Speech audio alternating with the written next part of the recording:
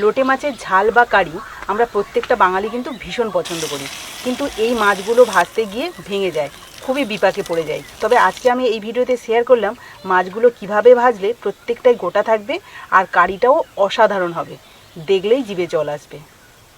নমস্কার বন্ধুরা, আমি সাবিত্রী। হিল স্টোরি চ্যানেলে সবাইকে স্বাগত জানিয়ে প্রতিদিনের মতো আবারও চলে এলাম রান্নাঘরে। আর আজ কিন্তু আমি তোমাদের সাথে একটা আমিষ রান্না শেয়ার করব, যেটার নাম হলো গোটা লোটের কারি। এটা কিন্তু দেখতে দারুণ হয়, কারণ লোটে মাছগুলো একদম গোটা গোটা থাকে, খেতে অসম্ভব সুন্দর।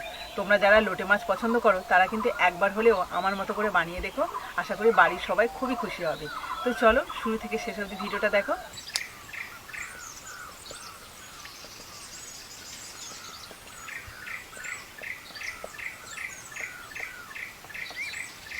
গোটা লোটে মাছের কারি বানানোর জন্য এখানে আমি 500 গ্রাম একদম টাটকা লোটে মাছ নিয়ে নিয়েছি। এখন কিন্তু তেমনভাবে লোটে মাছ পাওয়া যায় না বাজারে, তবে আমাদের এখানে এক ব্যাপারী বেশ টাটকা টাটকা লোটে মাছ আজকে নিয়ে এসে হঠাৎ করে, তাই দেখে নিয়ে নিলাম, কারণ লোটে মাছ খেতে আমরা ভীষণ পছন্দ করি। তো এবার আমি এই টাটকা লোটে মাছগুলোকে ভালো করে কেটে পরিষ্কার করে নেব। দেখো ফুলকাগুলো দেখলেই কিন্তু মাছের কতটা যে টাটকা সেটা কিন্তু বোঝা যায় ভালোভাবে। এই দেখো, আমরা ছোটোবেলায় জানতাম লোটে মাছের এই মাথা খেলে নাকি চোখে জ্যোতি বাড়ে, এটা খুব জানতাম। মানে এই যে কাঁটাটা বাদ দিয়ে, মানে দাঁতগুলো বাদ দিয়ে চোখটা কিন্তু রাখতো, এই চোখ খেলে নাকি জ্যোতি বাড়ে, সেটা আমি জানতাম। কিন্তু বড় হয়ে জানলাম না না, ওসব কিছুই নয়।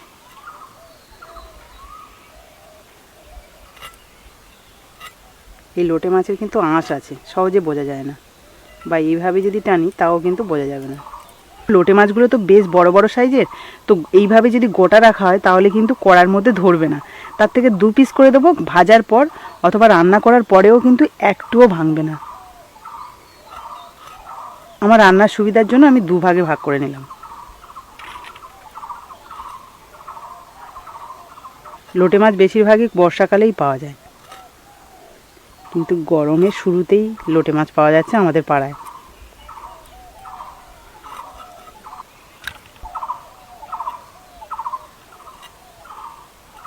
আচ্ছা, আমাদের মতো তোমরা কারা কারা লোটে মাছ খেতে পছন্দ করো অবশ্যই কমেন্টে জানিও, ভালো লাগবে। কারণ আমাদের বাড়িতে মা ছাড়া আমরা 3 জন খুবই পছন্দ করি লোটে মাছ। কিন্তু আমার শ্বশুরমশাই একটু একদম শূন্য শূন্য যে ঝুড়ো ঝুড়ো লোটে মাছের কারিটা হয় সেটা খেতে বেশি পছন্দ করে। আমি আবার লোটে মাছের কারিটা খেতে বেশি পছন্দ করি, আর তোমাদের দাদাভাই যা দেবে তাই খায়। যে কোনো নোনা মাছ রান্না করলে পাশের বাড়ি কিন্তু খুব ভালোভাবে গন্ধটা যায়, জানতে পারবে সবাই যে হ্যাঁ ওদের বাড়ি নোনা মাছ রান্না হচ্ছে। তো এদিকে কথা বলতে বলতে আমার মাছগুলো কাটা হয়ে গেছে, ভালো করে এবার ধুয়ে নেব। মাছগুলো ভালোভাবে ধুয়ে আর জল ঝারিয়ে নিয়েছি। এবার আমি এর মধ্যে লবণ হলুদ মাখিয়ে নেব। পরিমাণ মতো হলুদ গুঁড়ো, আর দিয়ে দিচ্ছি পরিমাণ মতো নুন।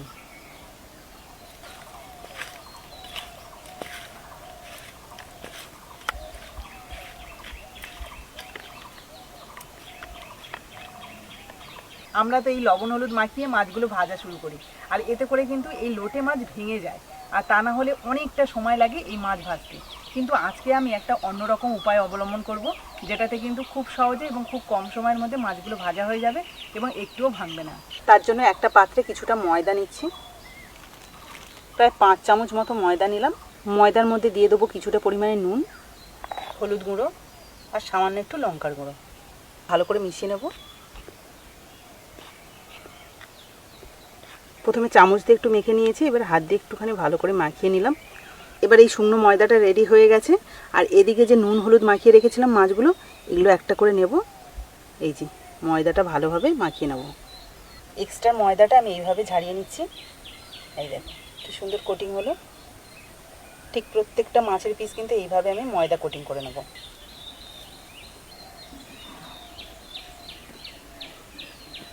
এই রান্নাটা কিন্তু খুব একটা বেশি সময় লাগবে না, খুব অল্প সময়ের মধ্যে রান্না হয়ে যাবে। এইভাবে ময়দা কোটিং করলে মাছগুলো কিন্তু একটুও ভাঙবে না। লোটে মাছ তো খুব নরম হয়, সেই জন্য দেখবে তেলে দেওয়ার সঙ্গে সঙ্গে জল বেরিয়ে একদম, মানে সেই জলটা মারতে বা সেই রসটা মারতে অনেকটা সময় লেগে যায়। কিন্তু এরকম শুকনো ময়দা যদি মাখিয়ে নিয়ে তারপরে ভাজা হয়, সেটা কিন্তু খুব কম সময়ের মধ্যে ভাজা হয়ে যায়।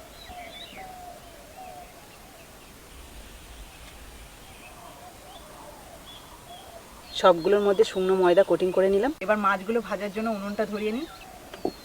কড়া গরম হয়ে গেছে, এবার কড়াইতে দিয়ে দিচ্ছি কিছুটা তেল। তেল ভালোভাবে গরম করে নিয়েছি। এবার মাছের পিসগুলো আমি ভালো করে ভেজে নেব।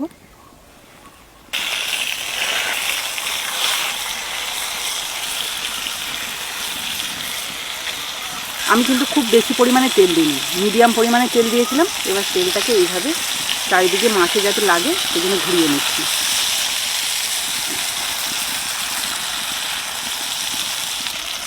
প্রায় 3 থেকে 4 মিনিট মতো এক পিঠ ভালো করে ভেজে নিয়েছি। এবার সবগুলো মাছ উল্টে দেবো। এই দেখো মাছটা উল্টালাম, একটু ভাঙানো।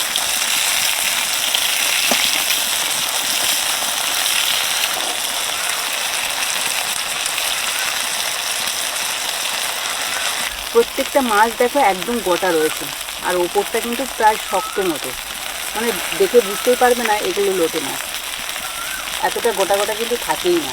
আরও মিনিট 3 মতো এই মাছগুলোকে ভেজে নেবো। মাছগুলো ভালোভাবে 2 পিঠ ভেজে নিয়েছি, এবার আমি তুলে নেব।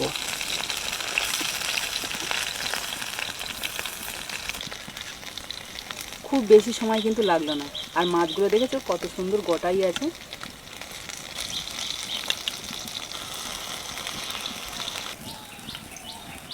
লেজাগুলোও আমি একইভাবে ভেজে নেব।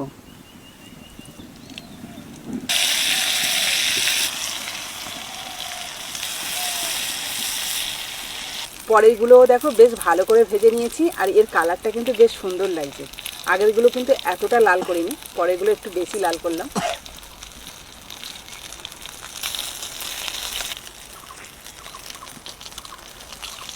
সবগুলো মাছ ভেজে তুলে নিয়েছি, আর তোমরা দেখতেই পেলে মাছগুলো কিন্তু প্রত্যেকটাই গোটা আছে। তোমাদের যাদের এই লোটে মাছ ভাজতে গিয়ে ভেঙে যায় তারা কিন্তু একবার হলেও এইভাবে ভেজে দেখবে, প্রত্যেকটাই গোটা থাকবে। তো চলো এবার আমি কারিটা বানিয়ে নিই। মাছ ভাজার পর কড়াইতে কিছুটা তেল রয়েছে, ওই তেলের মধ্যে দিয়ে দিচ্ছি আরও কিছুটা সর্ষের তেল। তেলের মধ্যে দিয়ে দিচ্ছি গোটা এলাচ, লবঙ্গ আর দারচিনি। সুন্দর একটা কালার আসার জন্য তেলের মধ্যে দিয়ে দিচ্ছি 1/2 চামচের একটু কম চিনি। এবার দিয়ে দেবো একটা বড় সাইজের পেঁয়াজ কুচি।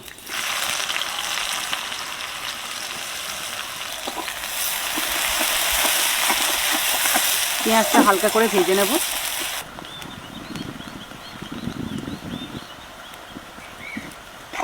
পেঁয়াজটা দেখো বেশ লাল লাল করে ভেজে নিলাম।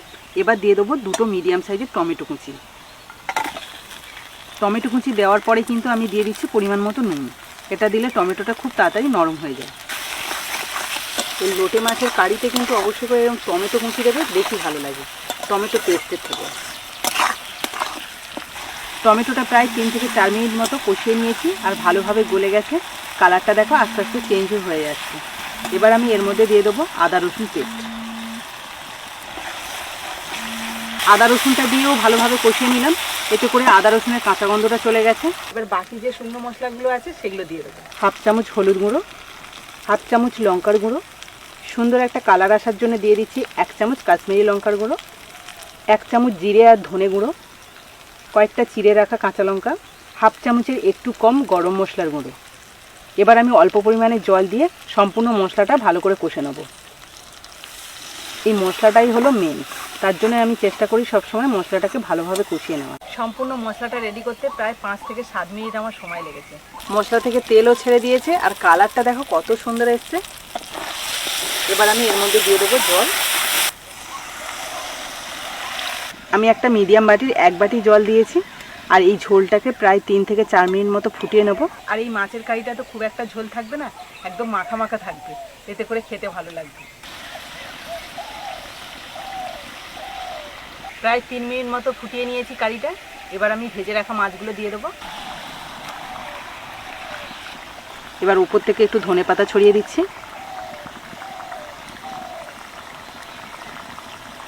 লোটে মাছ মানেই কিন্তু টমেটো, কাঁচা লঙ্কা আর এই ধনেপাতা, এই 3টে জিনিস মাস্ট দিতে হয়।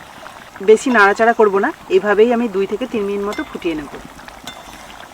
মাছ দেওয়ার পরে 3 মিনিট ভালো করে ফুটিয়ে নিয়েছি, আর কালারটা কত সুন্দর এসছে দেখো, দারুণ লাগছে দেখতে। তো চলো, আমার রান্নাটা পুরোপুরি কমপ্লিট হয়ে গেছে, এবার আমি নামিয়ে নেব।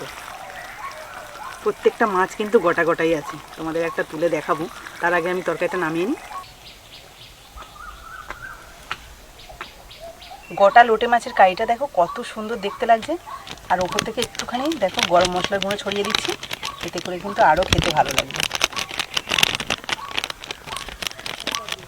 দেখতে যাতে আরও ভালো লাগে সেই জন্য কয়েক কুচি ধনেপাতা দিয়ে দিচ্ছি।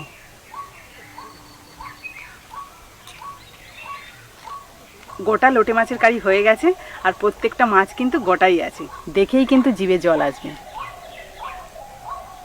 মাছগুলো দেখতে পাচ্ছ যে প্রত্যেকটাই কিন্তু এভাবেই গোটা আছে, একটুও ভাঙেনি। প্রত্যেকটা মাছ, আমি ছোট বাটি বলে আরগুলো দেখাতে পাচ্ছি না, কিন্তু প্রত্যেকটাই মাছই তোমরা দেখেছো নিশ্চয়ই যে একটুও ভেঙে যায়নি। তো খেতে কেমন হয়েছে তোমাদের একটুখানি বলি।